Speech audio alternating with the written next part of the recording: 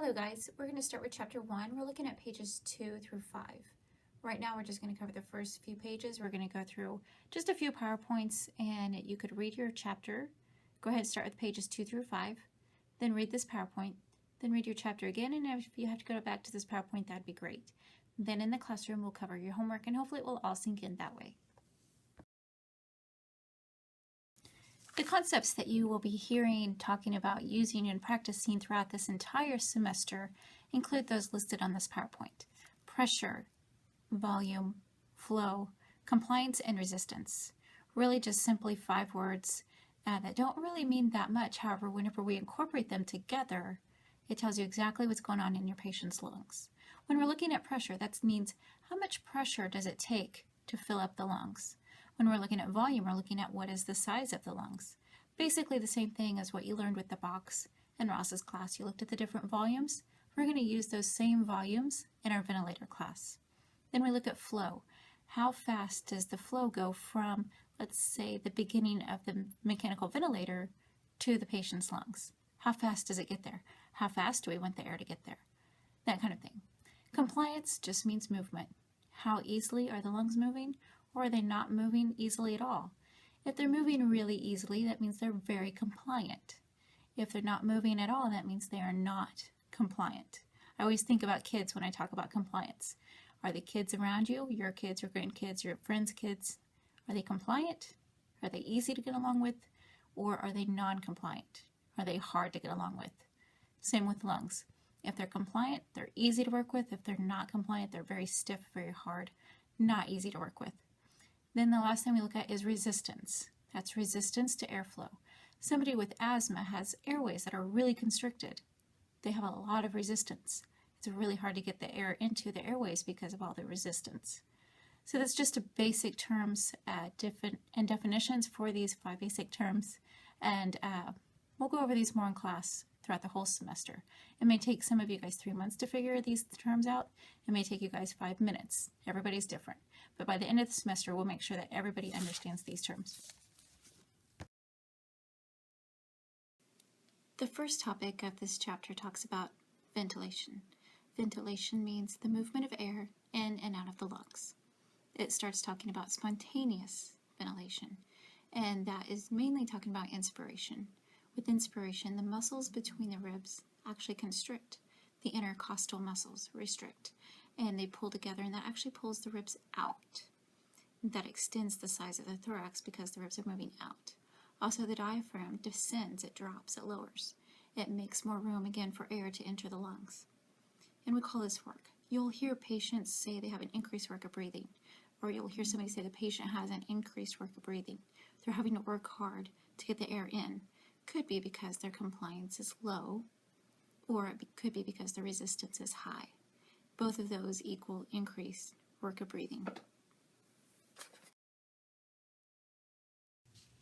With exhalation, there is no work. It's passive, meaning everything just goes back to normal without us really having to do anything. The muscles relax. When the muscles relax, the thoracic cage actually becomes smaller and air is pushed out of the lungs. Everything goes back to normal. There are also accessory muscles of exhalation.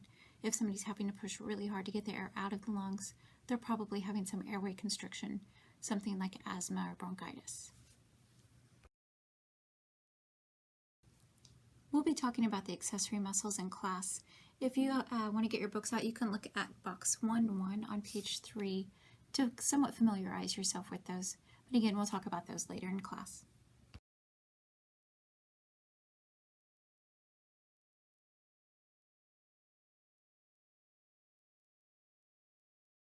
As respiratory therapists, respiration is really what we care about.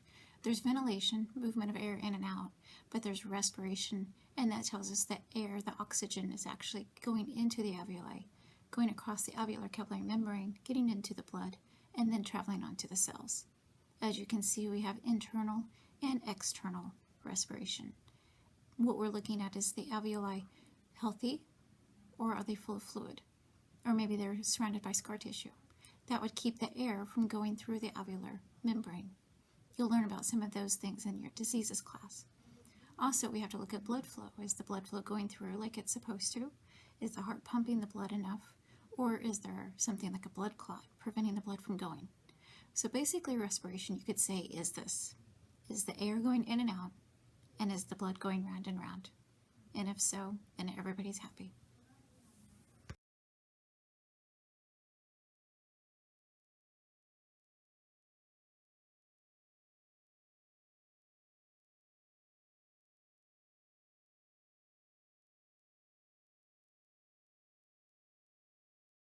On page 4, your book starts talking about pressure gradients.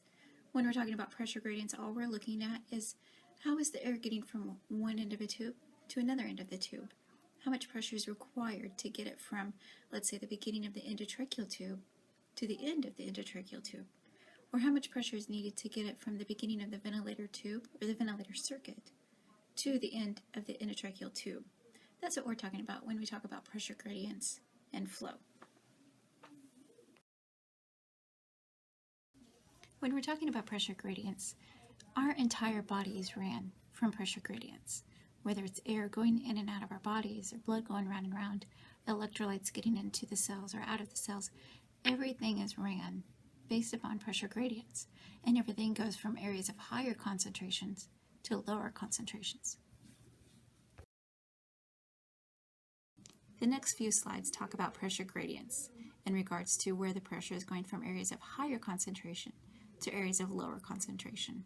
Go ahead and go through these slides and how they correlate with what's in your book, and then we'll talk about them more in class.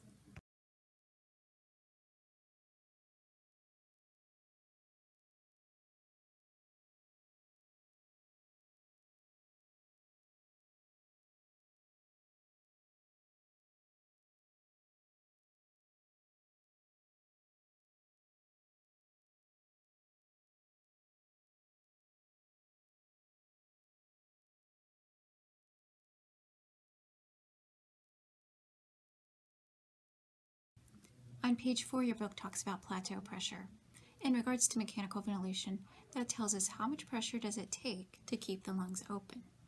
This is a maneuver that we'll do every couple of hours, or maybe just a few times a shift. It's not something we're going to do routinely, but we will give the patient a breath, and then we're going to actually hit a button on the ventilator that holds the breath open, meaning the patient cannot exhale.